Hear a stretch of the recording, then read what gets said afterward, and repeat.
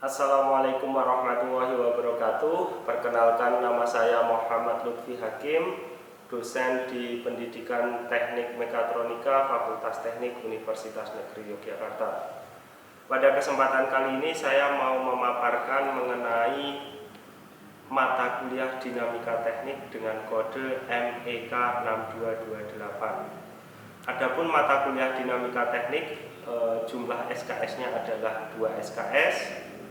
Kemudian diberikan pada semester 2. Deskripsi dari mata kuliah Dinamika Teknik meliputi konsep dasar dinamika mesin dan kinematika, mekanisme dalam mesin dan elemen-elemennya, analisis kinematis dan dinamis yang meliputi analisis kecepatan, percepatan, gaya statis, dan gaya dinamis, dan sintesa suatu mekanisme. Diharapkan ketika mahasiswa mengikuti mata kuliah Dinamika Teknik ini dapat menganalisa pergerakan yang ada dalam suatu mekanisme dan gaya yang ditimbulkan dan atau mampu merancang mekanisme yang dibutuhkan untuk suatu gerakan tertentu. Perkuliahan dilaksanakan dengan pendekatan student-centered learning. Penilaian berbasis kompetensi melibatkan partisipasi aktif dan komunikasi interaksi secara individu dan kelompok. Adapun capaian pembelajaran lulusan atau CPL dari program Pendidikan Teknik Mekatronika adalah yang pertama, menunjukkan ketakwaan kepada Tuhan Yang Maha Esa, pengamalan nilai kemanusiaan, norma, dan etika akademik. Yang kedua adalah mampu melaksanakan pekerjaan sesuai bidang keahlian secara profesional, baik secara individu maupun tim. Yang ketiga adalah mampu menerapkan pemikiran logis, kritis, sistematis, dan inovatif, serta mengambil keputusan yang tepat dalam penyelesaian masalah bidang mekatronika. Yang keempat adalah menguasai basis sains dan dasar mekatronika. Yang kelima adalah mampu menyampaikan ide, gagasan, dan ilmu pengetahuan kepada orang lain dan mempublikasikannya dalam hasil karya secara efektif. Dan yang terakhir adalah mampu menerapkan pemikiran logis, kritis, sistematis, dan inovatif, serta mengambil keputusan yang tepat dalam penyelesaian masalah bidang mekatronika. Adapun capaian pembelajaran mata kuliah atau CPMK dari mata kuliah Dinamika Teknik ini adalah yang pertama, bertakwa kepada Tuhan Yang Maha Esa dan mampu menunjukkan sikap religius dan berkarakter. Yang kedua adalah mahasiswa mampu berpartisipasi aktif, bertanggung jawab, dan memiliki motivasi untuk mengembangkan diri. Yang ketiga adalah mahasiswa mampu menganalisis secara kinematis dan dinamis serta mendesain mekanisme dan atau gerakan yang sesuai untuk kebutuhan kerja tertentu. Dan yang terakhir adalah memiliki kemampuan berkomunikasi secara efektif, berpikir kritis, dan membuat keputusan yang tepat. Adapun kegiatan perkuliahan akan dilaksanakan sebanyak 16 kali pertemuan, di mana pertemuan ke-9 adalah UTS bentuk sebagai kuis atau evaluasi, dan pertemuan ke-16 adalah ujian akhir semester. Adapun materi di pertemuan pertama akan dibahas mengenai konsep dasar sistem dinamika teknik. Di pertemuan kedua, mahasiswa akan memperoleh materi yang berkaitan dengan fungsi, posisi, kecepatan, dan percepatan pada gerak lurus. Pertemuan ketiga, mahasiswa akan memperoleh materi mengenai gerak dengan percepatan konstan dan erratic motion. Pertemuan keempat, mahasiswa akan memperoleh materi mengenai gerak melingkar. Dan pertemuan kelima, mahasiswa akan memperoleh materi mengenai komponen normal dan tangensial pada gerak melingkar. Pada pertemuan ke-6, mahasiswa akan memperoleh materi mengenai komponen silinder pada gerak melingkar. Pertemuan ke-7, mahasiswa akan memperoleh materi mengenai persamaan gerak koordinat rektangular. Pada pertemuan ke-8, mahasiswa akan melaksanakan ujian tengah semester. Pada pertemuan ke-9, mahasiswa akan memperoleh materi mengenai gerak pada koordinat normal dan tangensial dan koordinat silinder. Pertemuan ke-11, mahasiswa akan memperoleh materi kerja pada sebuah gaya serta prinsip kerja dan energi pada partikel. Pertemuan ke-12, mahasiswa akan memperoleh materi mengenai daya efisiensi dan hukum konservasi energi. Pertemuan ke-13, mahasiswa akan memperoleh materi mengenai prinsip momentum dan impuls. Selanjutnya, pertemuan selanjutnya mahasiswa akan memperoleh materi mengenai pusat massa gravitasi. Pertemuan ke-15, mahasiswa akan memperoleh materi mengenai persamaan gerak pada planar motion. Dan pertemuan terakhir, mahasiswa akan memperoleh materi mengenai desain atau rancangan sederhana tentang struktur dinamika teknik. Dan pertemuan terakhir, mahasiswa akan melaksanakan ujian akhir semester, di mana pada mata kuliah dinamika teknik ini terdapat beberapa komponen nilai, terbagi menjadi kognitif dan partisipatif, di mana persentase bobot kognitif sebesar 50%, sedangkan bobot partisipatif sebesar 50%. Adapun jabaran mengenai penilaian kognitif adalah yang pertama dari kehadiran sebesar 5%, yang kedua dari kuis 5%, dari tugas 5%, dan UTS 15%, dan terakhir adalah dari UAS sebesar 20%. Yang kedua dari partisipatif terdapat dua unsur. Yang pertama adalah studi kasus sebesar 25% dan tim based project sebesar 25%. Mungkin itu yang dapat saya sampaikan mengenai kurikulum ataupun RPS dari mata kuliah dinamika teknik. Selanjutnya kita akan bertemu pada kuliah yang akan saya paparkan pada materi pertemuan kedua, yaitu tentang fungsi posisi kecepatan dan percepatan pada gerak lurus. Adapun di materi ini bentuk atau metode pembelajaran adalah dengan ceramah dan diskusi. Pengalaman yang didapatkan dari mahasiswa adalah mahasiswa mampu memahami bahasan terkait fungsi posisi kecepatan dan percepatan pada gerak lurus. Indikator penilaian pada pertemuan ini adalah memahami fungsi posisi kecepatan dan percepatan pada gerak lurus. Bismillahirrahmanirrahim. Assalamualaikum warahmatullahi wabarakatuh. Waalaikumsalam warahmatullahi wabarakatuh. Selamat bertemu kembali di pertemuan kedua ini mengenai mata kuliah dinamika teknik. Hari ini kita akan membahas mengenai kinematic of a particle. Sebelum kita mengawali kuliah pada pagi hari ini, kita berdoa dulu. Berdoa menurut agama dan kepercayaan masing-masing. Berdoa, saya persilakan. Doa selesai. Oke teman-teman, sebelum saya mulai materi tentang kinetic of a particle, barangkali di pertemuan kemarin teman-teman menyimpan pertanyaan atau yang belum paham mengenai pertemuan kemarin bisa disampaikan pada pertemuan hari ini. Silakan. Saya izin bertanya, Pak. Silakan Mas, berdiri, sebutkan nama dan NIM, kemudian pertanyaannya. Perkenalkan, nama saya Brian Kapolmari, NIM 044. Saya punya pertanyaan nih, Pak. Apa sih kaitan dinamika teknik dengan prodi mekatronika? Baik, Mas Brian, terima kasih atas pertanyaannya. Saya sedikit menjelaskan mengenai kaitan ilmu dinamika teknik dengan prodi mekatronika. Jadi, di dinamika teknik nanti kita akan banyak belajar mengenai partikel, gerak, gaya, usaha, kerja, daya, dan lain sebagainya. Nah, ilmu-ilmu itu akan diterapkan di bidang robotika, seperti yang dijelaskan di bukunya Reza M. Jazar ini. Dia tentang plate robotik. Di dalamnya dibahas mengenai ilmu kinetik, dinamik, dan kontrol, seperti itu.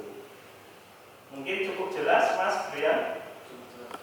Terima kasih. Jadi nanti akan saya share ini buku kepada teman-teman supaya teman-teman lebih tahu lagi mengenai kaitannya ilmu dinamika teknik terhadap dunia bidang atau prodi mekatronika. Teman-teman, pada pertemuan kali ini saya menggunakan referensi dari Hibbeler Engineering Mechanics Dynamics edisi ke-12 yang materinya sudah saya share ke teman-teman baik dalam bentuk buku dari Hibbeler dan PowerPoint yang telah saya buat yang akan saya sampaikan pada pagi hari ini.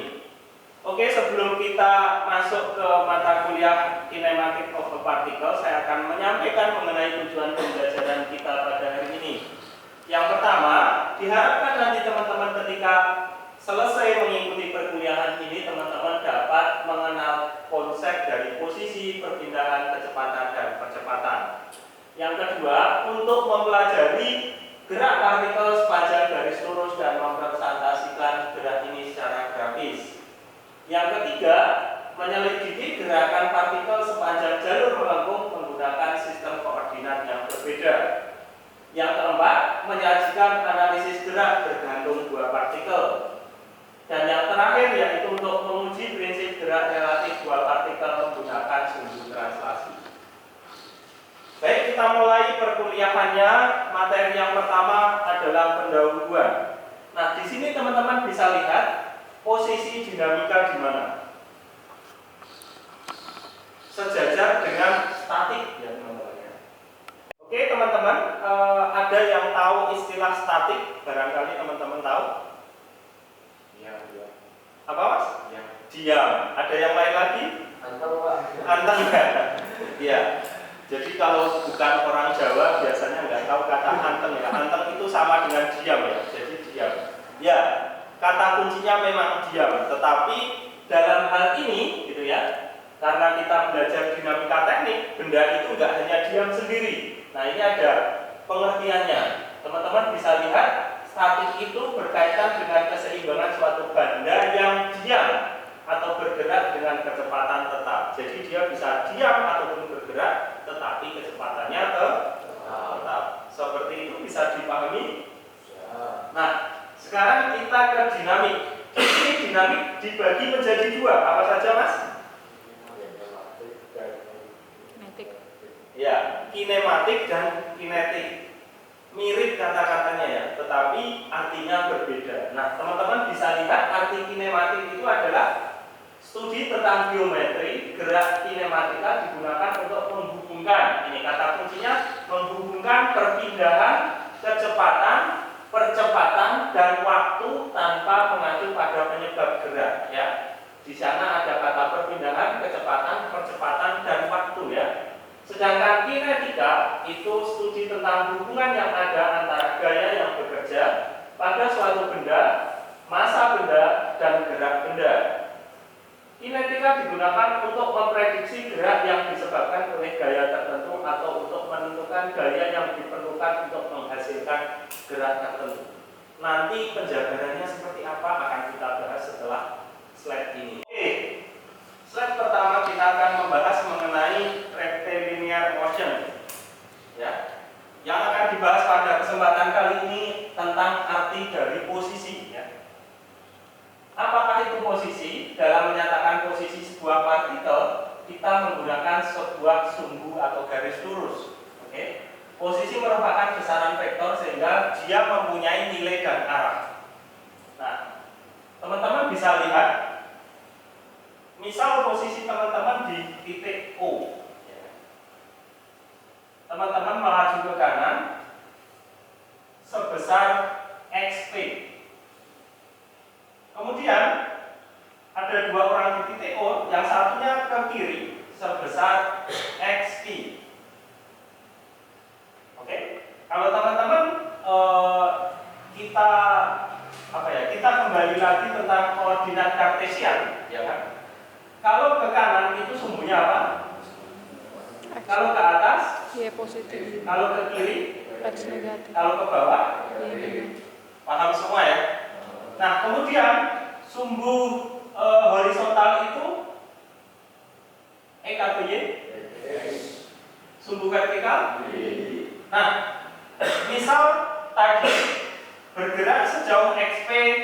5 cm. Kemudian XQ 4 cm. Berarti dua orang tadi ya kan, bisa dinyatakan dalam bentuk positif dan negatif gitu ya. Nah, untuk negatifnya itu adalah sebesar min, sedangkan positifnya kenapa tadi Mas? Yang 5-nya kok positif? Karena bergerak ke kanan. Kenapa yang 4-nya negatif? Bergerak ke kiri. Oke, selanjutnya kita akan membahas mengenai perpindahan. Apa itu perpindahan? Ada yang tahu? Nah, perpindahan itu merupakan perubahan posisi dan merupakan besaran vektor. Pada gambar berikut ditunjukkan bahwa pada saat waktu T, ya, posisi partikel P, ini ya, partikel P adalah di XP, ya, di XP. Dan pada saat T plus delta T, posisinya berubah menjadi XP plus delta XP. Anak teknik itu kalau dikasih delta bingung biasanya. Oke, kita ke angka saja. Nah, posisinya demikian. Partikelnya T sama dengan 2 second, XP-nya 5 cm. Oke. Kemudian dia ditambah lagi bergerak sejauh delta P dan delta T gitu ya. Itu adalah 4 cm, yang ini adalah 3 second. Nah, jadi perpindahannya berapa? Dari 5 tambah jadinya berapa? Waktunya yang dibutuhkan berapa? Dari 2 tambah jadinya berapa? 5 second. Bisa dipahami mengenai perpindahan? Oke, kita lanjutkan ke selanjutnya. Oke, selanjutnya adalah tentang kecepatan. Cepet-cepetan ya, cepet-cepetan kalau bahasa Jawanya. Nah, kecepatan di sini dilambangkan dengan huruf V. Ada yang tahu V itu apa? Velocity. Oh, pinter semua ya, karena anak teknik memang. Nah, jika perpindahan partikel delta S ya, selama selang waktu delta T, maka kecepatan rata-rata partikel selama selang waktu tersebut adalah perpindahan persatuan waktu. Tadi tahu ya, perpindahan satuannya itu apa? Senti atau meter gitu ya. Sedangkan waktu satuannya second. Sehingga velocity atau V gitu ya, itu rumusnya adalah jarak dibagi jarak itu S, notasinya, waktu itu T. Bisa dipahami? Berikut adalah persamaan dari kecepatan. Oke? Oke, kita lanjutkan lagi. Oke, materi selanjutnya adalah akselerasi dari partikel dari arah horizontal. Nah, teman-teman bisa lihat ada 2 gambar di sini. Keterangannya yang satu adalah acceleration, yang kedua adalah deceleration. Ada yang tahu artinya apa? Akselerasi itu percepatan. Kalau deceleration perlahan. Pintar semua. Tinggal kita memahami konsepnya. Bagaimana konsepnya gitu ya.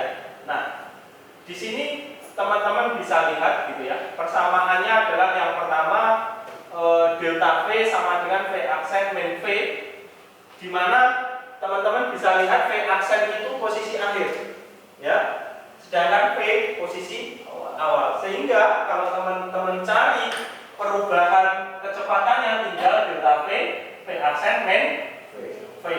Bisa dipahami? Bisa. Nah, yang membedakan kapan dia akselerasi, kapan dia deceleration gitu ya, itu adalah di sini. Ya, ketika V aksennya lebih besar dari V, misal seperti ini. Ini teman-teman di sini bawa mobil dengan kecepatan 5 meter per sekon. Ya, dipahami? Kemudian berjalan lagi dengan kecepatan 6 meter per sekon.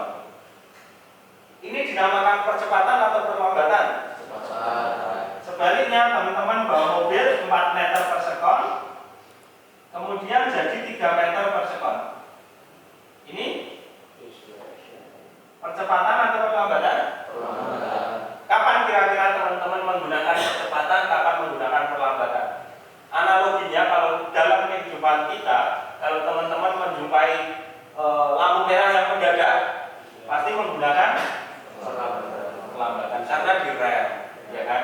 Kalau teman-teman dari berhenti kemudian mau jalan lampu hijau, teman-teman menggunakan kecepatan. Oke, materi selanjutnya adalah tentang akselerasi konstan, di mana di sini ada beberapa persamaan. Yang pertama adalah kecepatan terhadap fungsi waktu ya, dan yang kedua adalah posisi terhadap fungsi waktu.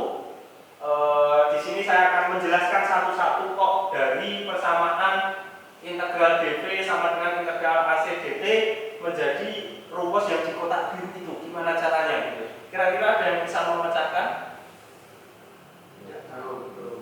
Lupa. Oke, baik, saya akan mencoba untuk memecahkan persamaan tersebut ya teman-teman.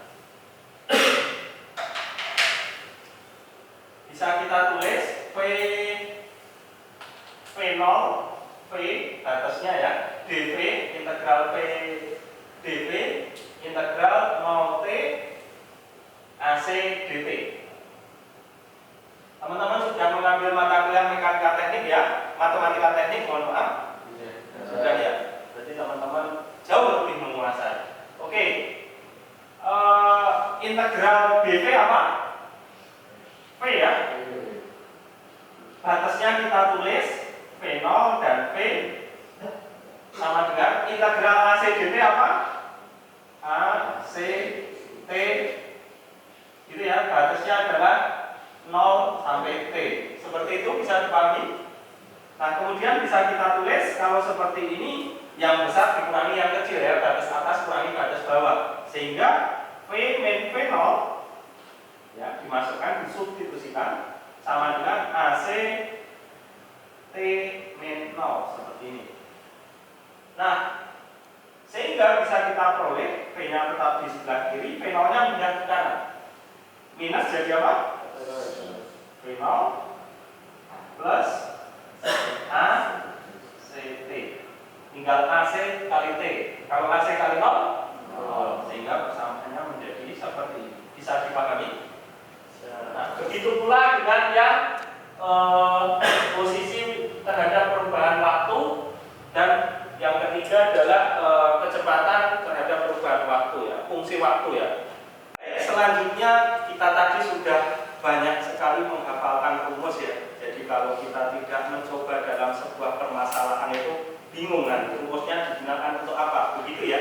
Nah, selanjutnya kita akan mengerjakan sebuah kasus gitu ya. Kita kerjakan bersama-sama supaya teman-teman menjadi lebih paham. Barangkali bisa diartikan mengenai studi kasus kita. Ada yang bisa? Oke Mbak, silakan sebutkan nama, kemudian berdiri, kemudian bisa diartikan. Perkenalkan, saya Hanedita NIM 040. Pusatnya itu sebuah mobil pada tanggal 12.002 bergerak lurus dengan kecepatan v sama dengan 3t kuadrat plus 2t feet per second, di mana t dalam waktu second. Hitunglah posisi dan akselerasi ketika t sama dengan 3 second dan t sama dengan 0 dan t sama dengan 0. Oke, benar sekali, tepat sekali ya cara mengartikannya ya.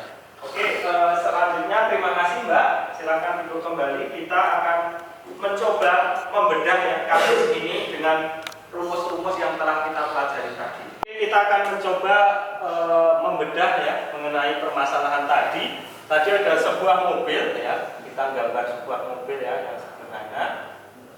Ada rodanya ya, jangan lupa ya, kalau enggak nanti nggak bisa melaju dengan kecepatan tertentu.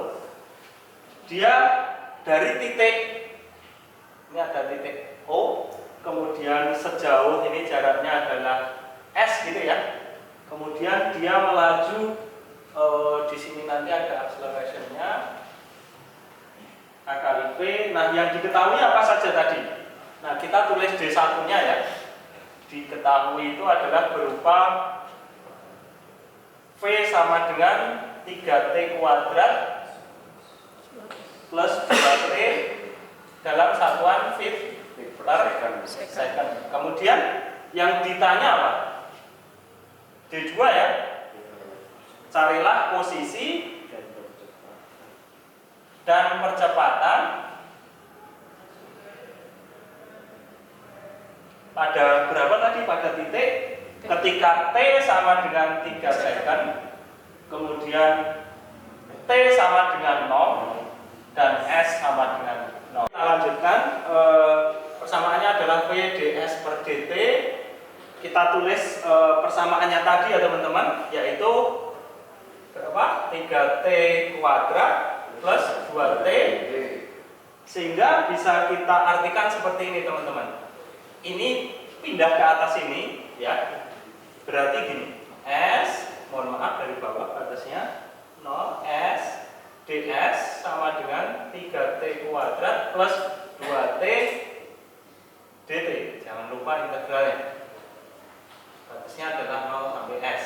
Nah, integral dari ds itu adalah S, sedangkan integral dari ini itu adalah sepertiga kali 3t pangkat 3, mohon maaf, Ya. ditambah setengah 2t pangkat 2. Batasnya itu adalah dari 0 sampai S, yang ini juga 0 sampai S, seperti ini. Sehingga bisa kita tulis, ini kita coret, ini kita coret. Sehingga bisa kita tulis adalah S sama dengan T pangkat 3 plus T pangkat 2. Apakah bisa dipahami? Bisa. Nah,